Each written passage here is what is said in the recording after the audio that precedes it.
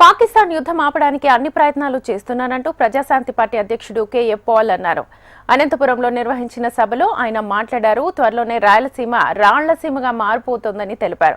రాయలసీమ ప్రాంతం నుంచి అనేక మంది సీఎంలయ్యారు. వీరంతా ఏం చేశారని ప్రశ్నించారు.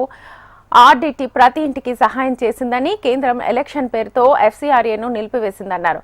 ప్రధాని మోదీ దేశాన్ని అప్పుల పాలు చేసిందని, తమ పార్టీని గెలిపిస్తే అప్పులు లేకుండా చేస్తానంటూ పలు వ్యాఖ్యలు చేశారు. చర్చలు జరుపుతున్నాను. నాకు సోమ మంగళ బుధవారం 3 కేసులను బట్టి ఆంధ్రప్రదేశ్ హైకోర్టుకు వచ్చాను. ఎందుకంటే రేపటి నుంచి కోర్టులు జూన్ 16 వరకు సెలవని, మోదీ గారిని అమిత్ షా గారిని శనివారం కలిసిన తర్వాత నేను ఆదివారం పాకిస్తాన్ వెళ్తున్నాను. వీళ్ళు 10 రోజులు టైం అడిగారు. నిన్ననే పెద్ద ఆయనతో మాట్లాడాను.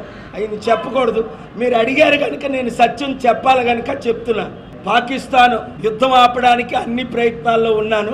మొన్న టర్కీ వెళ్ళాను. రష్యా యుక్రెయిన్ యుద్ధం ఆపడానికి చర్చలు జరిపాను. ఎప్పుడు? ఏప్రిల్ గత నెలలో 2 వారాల క్రిందట 1200 మంది పెద్ద లీడర్స్, మా కోఆర్డినేటర్, మా అంబాసిడర్ పెట్టిన మీటింగ్ వచ్చారు. నన్ను ఎవరిని తీసుకొని రమ్మంటే వారిని తీసుకొని వెళ్తాను. ఫోన్లోనే యుద్ధం ఆగితే, ఎందుకంటే ఇప్పుడు ఇండియా స్ట్రైక్ చేసింది, మేము స్ట్రైక్ చేస్తామని అంటున్నాం. మేము టార్గెట్ చేసి అణుబాంబుల ద్వారా తుడి చేస్తాం అంటున్నారు. అన్నారా లేదా? మన దేశంలో రాష్ట్రంలో హై అలర్ట్ పెట్టారా లేదా? వద్దు, శాంతే కావాలి అని.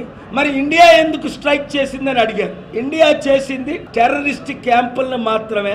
ఇస్లామాబాద్ని కానీ, రావల్పిండిని కానీ, పాకిస్తాన్ లో ఉన్న సిటీలను కానీ టార్గెట్ చేయలేదు. టెర్రరిస్ట్ క్యాంపుల్ని టార్గెట్ చేయడానికి 3లో ఒకరు నన్ను అడిగారు. అది కూడా నేను వద్దన్నాను. కానీ వాళ్ళు స్ట్రైక్ చేశారు. అయినా మన సెక్యూరిటీ ల్యాబ్స్ అవడమేంటి చెప్పండి? ముందే తెలిసి ఏప్రిల్ 16 వారు అన్నారు మేము అటాక్ చేస్తున్నాం, 18 అన్నారు, ఓపెన్ గా చెప్పారు.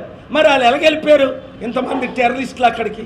ఏం జరుగుతుంది? అది మన లీడర్షిప్ ఫెయిల్యూర్ కాదా? మనలో అన్నమాట.